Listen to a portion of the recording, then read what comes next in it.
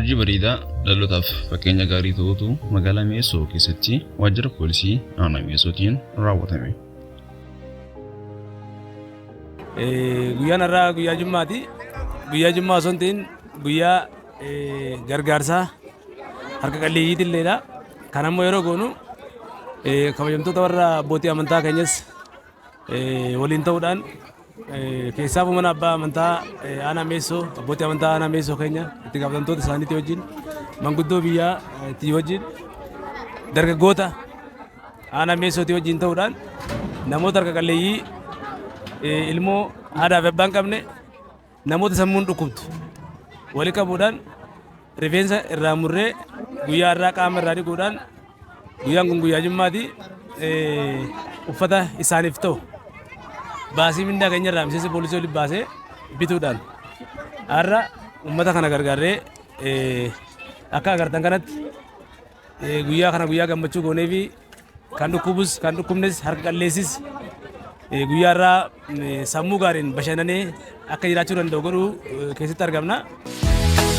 Irra ilma namaa jalqabaaf dhumasa tilmaamuun in ulfaata waan hunduu makeessa ilmi namaa dakkalaa ture.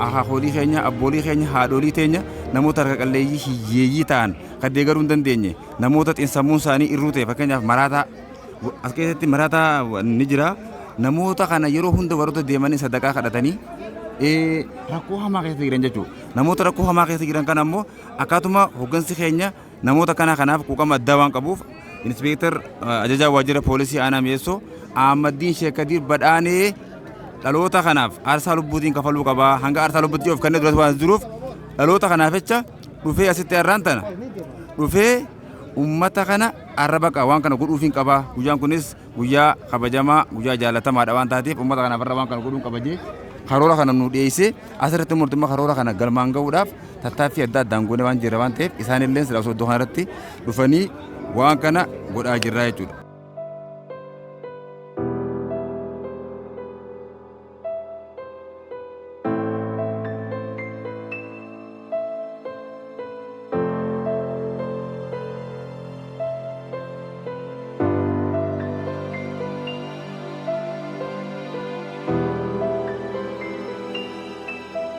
Kopi kana Inspektar Ahmaddiin hoggana waajjira poolisii aanaa Mi'eessootti irratti nu afeere rakkataa maraataa fi namoota harka qalleeyyii gargaarra qophii kana qabna waan ta'eef irratti nu argamaa jechuudhaan isaan nu afeeranii saniin dhufnee walumaanuu irratti mul'annee jirra. Qaama har'aan tanaasii walirra nu qabanii asitti hirmaachuu keenyaaf nutillee gammachuu guddaan nutti dhagahama.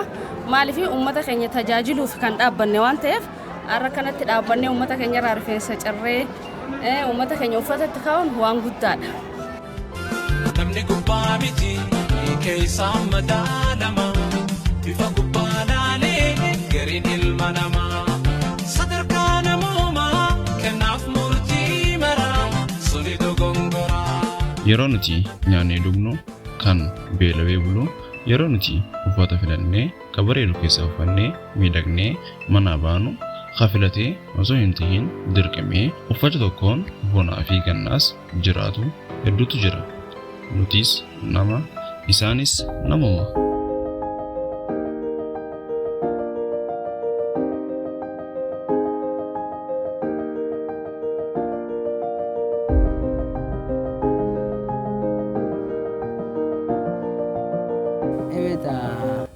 Namoomaan laala ilmi namaa namooma laala namooma jechuun ammoo waan laayyoo miti jechuudha waan asitti dhaabbatu miti namooma gujaan maal jaamna akkuma fuula isaatti baay'ee taallisaa ilma namaa jechuu kanaaf barbaada hiikkaasaa hedduudha haalli bineensa bosona keessaa qaamala hamaatu leencaa fi qeerransa jedha warreen isaanii wajjin jiraatu riibaa keessa kan akka kuruphee boroofaaf gadamsaa silaa akka humnaatiin nyaatee dhabamsiisaa heera uumaa beekee qusatee wal'isaa duuba maaliif jennaan bineensa. Haala bineensa bosonaa keessaa tokkoon tuqeebsa nyaatuun abbaan garaa kan hin quufne isa jennee ho'umannu tokko waraabessa. Nyaata harkuu inni nuu yuusee waliin labsa obsaa walii gatee gamtaan itti marsaa gammachuudhaan nyaatee qoflee wal gaggeessa. Keenya namni nyaata harkuu waliin dheessaa naatu nyaata jeet irra wal ajjeessa namoota abbaan garaa waraabessa.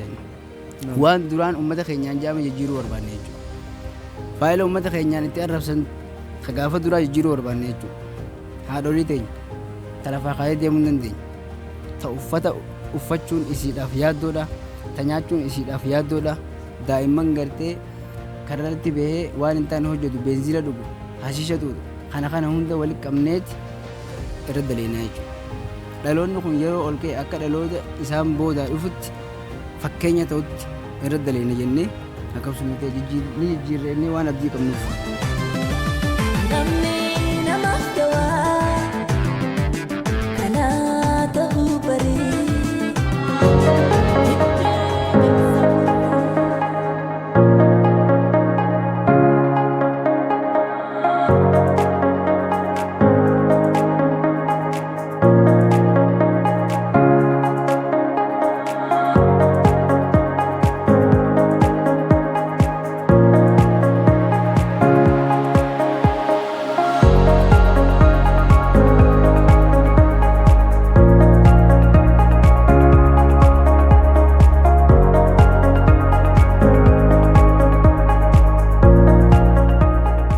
Guyyaa har'aa Jaanuwaarii 9 magaalaa Mi'eessoo keessatti daa'imman daandii irra jiraatan abbootii teenyaa fi haadholii teenya humna dadhaban akkasuma sammuu miidhamtoota magaalaa keenya keessa jiraatan hunda rifeensa irraa jiruun erga irraa dhiqanii booda uffata uwwisuun hojii tola ooltummaa ajaa'ibaa hoogganaa waajjira poolisii aanaa Mi'eessoo Inspektar Ahimadiin Sheek Kadir Badhaaniitiin hojjetameeti jira. Kuni walitti dhufeenya hawaasaa caalaa uummata keenya gargaaruu keessatti nama gargaaruu keessatti namni waan qaburraa nama gargaaruu keessatti miseensa keenya yeroo baay'ee wal argamuuf kun ammas galata guddatu isaanii mala fuula duras akkasuma uummanni keenya immoo akkuma amma argaa jirtan kana rifeensa irraa murree qaama irraa dhiinee uummata kana waan qabnurraa minnaa keenya irraa uffata itti uwwisnee gaafa bashannansiifnu kana caalaa kabajaaf jaalallee miseensaaf ni qaba jennee yaadna fuula durallee uummatuma keenya wajjin ta'uudhaan dargaggeessa aanaa Mi'eessoo kana wajjin ta'uudhaan abbootii amantaa keenya wajjin ta'uudhaan gaggeessaa mootummaa sadarkaa adda addaa jiran wajjin ta'uudhaan bulchiinsa magaalaatii wajjin taane namoota harka-qalleeyyii ta'an kana qofa osoo hin ta'in manallee kan qabne mana ijaaruudhaaf iddoo jireenya isaa haala mijeessuudhaan waan qabnurraa dargaggeessa kan wajjin taane ni qubsiifna jennee haala mijeessinaa jennee yaadna.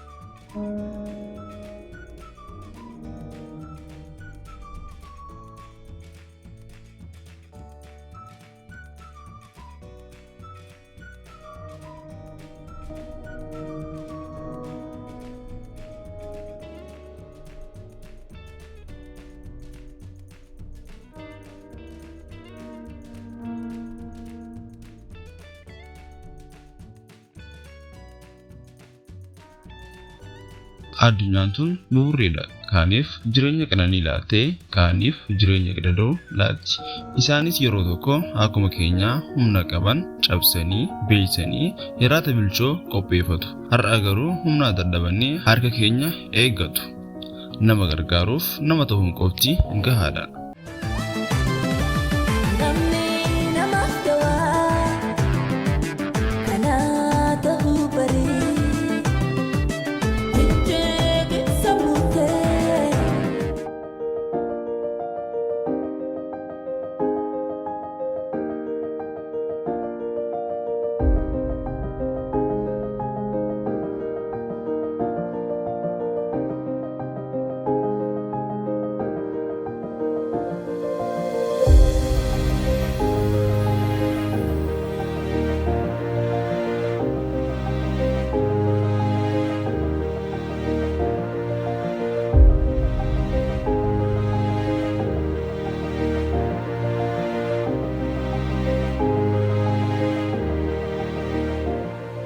Kabajamoon Inspektar Ahmad Sheikh Kadir abbaan hiyyeessaa yeroo adda addaatti hawaasa isaa kanaaf hojii tajaajila tola ooltummaa guyyaaf galgalaas kennaa ture ittis jira.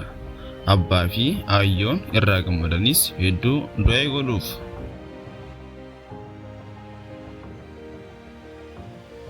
Umriin isaa olii karma fedhu nu haa kadhu waan inni danda'u. Riskii guddoo. Amiin. Abbaan deematu baatee riskii guddoo. Itti haa kennu. Kan gammachiise gammachuu. Amiin. Akkas. Maal taate? Ana qabee waraatu baasii beesinna yaa. Haaqima olii tani naa deemtu na deebisanii tana fudhadhu naan jedhan. Meeshii? Tanii min gagoore. Meeshii? Laayyaayyo amma wayyaadhaan hin tidhadha. Midhaan takuu danda'uun hin gaggabee. Aya sinaa dhuurii sinaa dheeressu. Galatooma jennaan rabbiin haadhini gaaboo jazaa kafaluufi. Galatooma homaa hundi daara nu baaftanii. Irraa Nu gammadanii. gargaartanii akka malee gammanne wallaahi. Irraa gammadan. Gammannee jira. Du'aa godhaaf. Haa rabbi haa milkeessu rabbi muuxannoo isin haa kennu. Amiin amiin amiin.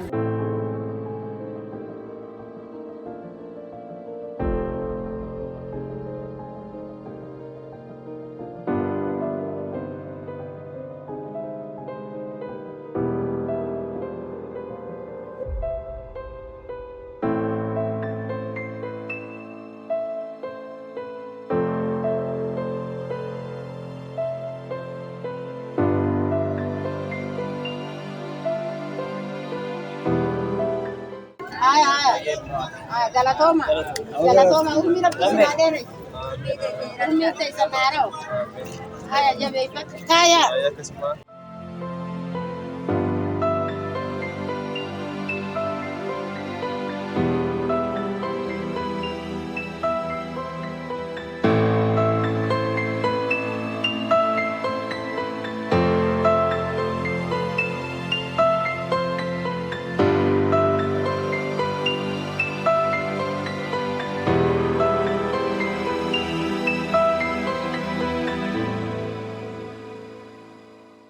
Hawaasa keenya harka qalleeyyii homaa hin qabne galii keessoo irraa waan qabnurraa hawaasa keenya qaama miidhamaa uwwisaa kan oolle ta'uu isaati. Ammas fuula fuulduratti poolisii fi hawaasti tokkummaadhaan nageenya isaa tifkataa waan qabu immoo waliin fayyadamaa akka jiraatuuf fakkeenya ni ta'a jennee kan yaadnedha. Nuti poolisiin kaleessa hawaasa kana biratti miidhaa akka gaggeessu ta'ee fudhatamaa ture. Amma garuu poolisii fi hawaasti walitti dha'amee nageenya isaa akka eeggatuuf, qabeenya qabu akka eeggatuuf, ka qabu immoo tifkatee irraa akka fayyadamuuf poolisii fi hawaasti kan walitti dha'amee ta'uu isaati. Maatii harka qalleeyyii namni sajjammaruma daa'imee fi jaalatee hin gatu. Wooma harki itti qallateef wooma bakka waan jiraachisu dhabeeniif maatiin ala baatee waan ta'eef daa'ima haadhaaf abbaa hin qabne daa'imni kun irra guddaan yookiin daa'ima haadha hin qabnedha. Saniifuu nuti har'a rakkoon isaaniitu rakkoo keenya jennee hoggansa aanaa keenyaa waliin walii gallee maraataa fi nama miskiina hunda akka gargaarru deeggarsa gaafannee har'a kana godhuu keenyaaf gammachuu guddaatu nan dhagahame. Dhugaa dubbachuuf taanaan dhiyoo tana micoon takka deessee micoon harka qalleeyyii turtee bikka ciistu hin qabdu ulfatasaa ulfooytee deesse. Fuudhee mana hakimaati anaaf fuudhee galchee manaan ga'ee firaasha waa hunda deeggarsa ijoollee dargaggeessa magaalaa kanaa gabbee lammiif jee gizeen gaafadhu dhugaa dubbachuuf taanaan daqiiqaa muraasa keessa qarshii 20 wayiin guureef 28 guureeti reeshina isii guutuu kaa'ee fi firaasha isii waa hunda guutee fi saniifuu misaan aanaa keenyaatis tahee dargaggeessi magaalaa kanaatillee yoo deeggarsa gaafanne tokko kaa'eef duuba deebi'ullee hin jiru miskiina harka qalleeyyii irratti saniifuu ammallee ganallee miskiina harka qalleeyyii fi nama haadhaaf abbaa hin qabne nama daa'ima dhalattee darbamtallee guddisuuf illee qophiidha akka miseensa aanaa kanatti jechuudha. Saniifuu hoogganaa aanaa keenyaatti waliin taanee akkatti miskiina gargaaruu keenyaaf haalaan gammachuun guddaan natti dhagahame. Uummata hawaasa aanaa mi'eessotillee asumaanuu nin galateeffadha. Galata guddaan irraa qaba waan ta'eef nin jaaladhaa nin kabajaa. Warra kana dura akkasitti deeggarsa nu gargaaree ture sanillee asumaan galateeffachuun barbaada. Arrallee warri nu moggaa dhaabbatanii jira waan ta'eef uummata amantaatillee wal qabatee isaanillee wajjin wal ga'ii gabaabaa tokko wajjin turre asittillee waliin kannaa turre waan ta'eef isaanillee galateeffachuun barbaada. Isinillee baay'ee galatoomaa isiniin jechuun barbaada.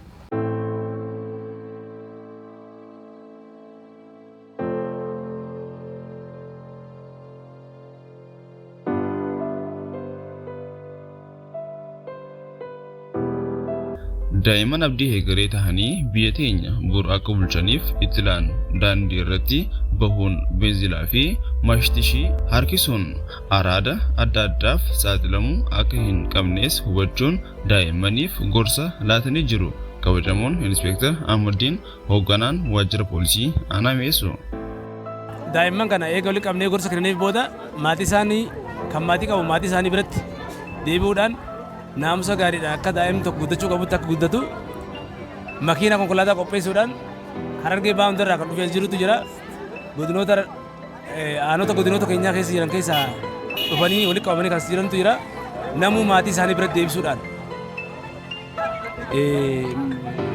daa'imman kun haadhaa fi abbaa isaanii biratti deebiin akka seeraan guddatan taasifne jennee hubannoolee kenninee fi qaamallee fuunee isaan biratti deebisuudhaaf guyyaarraa argamnee jirra.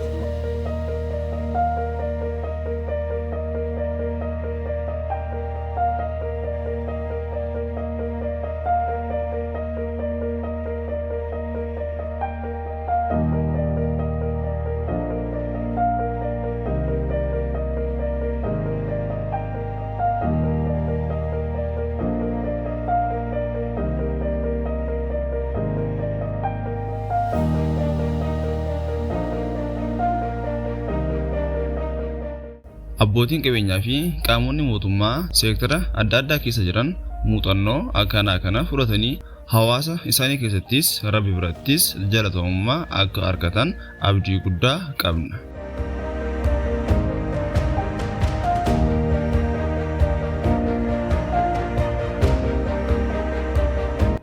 Uummata harqalleessii har'a ala bulaa jiru kana kasharaa jala bulaa jiru kana nuti fi mana bareedaa keessa bullee isaan akkasii ilaaluu osoo hin taane isaaniif illee mana ijaarree sababa guddaa akka irraa argannuu fi maatiiwwan manguddoota gurguddoo harqalleeyyii ta'an kana namoota dadhaboo kana maatii haadhaaf abbaan qabne kanaaf qaama nageenyaatiif dargaggeessa kana cinaa dhaabbachuudhaan abbootiin qabeenyaatis waan qaban baasuun isaan kana akka mana ijaarree fi akka namaatti akka isaan jiraachuu danda'an akka nu cinaa dhaabbatan asumaan ergaa dabarsuu barbaada. Kuni akka aanaa keenya osoo hin taane akkuma godina keenyaatti iddoo hundatti wanni kun wal fakkaatee namoota harqalleeyyii kana gargaaruun kun akka aadaatti osoo qabanne kan jiru qaban.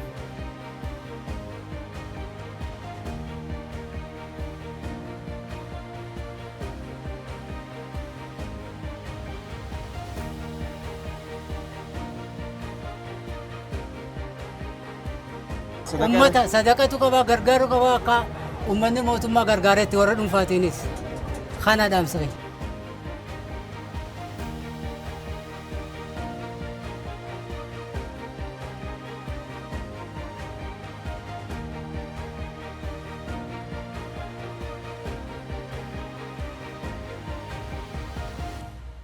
Miskiina gargaaruun hojii uumaa fi uummannis jaalatudha. Nutis tajaajila tola ooltummaa akkana irratti hirmaachuu keenyaaf gammachuu guddaatu nutti dhagahame. Galatoomaa.